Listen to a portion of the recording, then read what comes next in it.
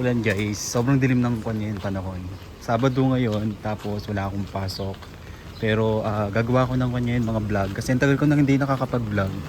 Hindi ko alam guys kung may problema yung YouTube channel ko ngayon. Kasi napansin ko, bawat upload ko, hindi nag-i-increase yung views niya. As in, nag-stuck lang siya dun sa ganong views. So, hindi ko alam kung paano yung gagawin ko. So, pupunta pala ako ngayon sa may munisipyo. Mag-withdraw lang ako. Kaya samahan niyo ako guys. Basang-basa ngayon guys. So, nakapag-withdraw na pala ako. Pero ang ganda ng view. Diba? Green na green talaga dito sa amin, sa Capas. Kasi ito yung magandang munisipyo namin. Ito naman yung namin guys, dito sa likod ng munisipyo, yung legislative building. Tapos merong mga ganyan, no? Pahalaman sila.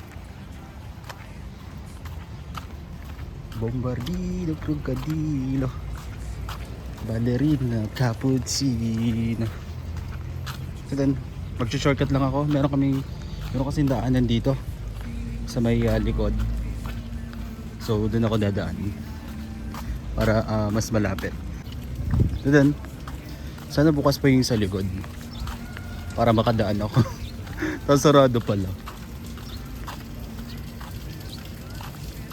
Ang dilim ng panahon ngayon. Bali 2 days na walang pasok yung mga estudyante dito sa amin dahil nga sa sobrang lakas din ng ulan.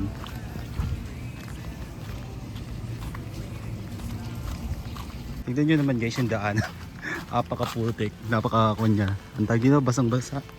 Ang tawag dito, yung mga uka-ukang lupa nalagyan ng water.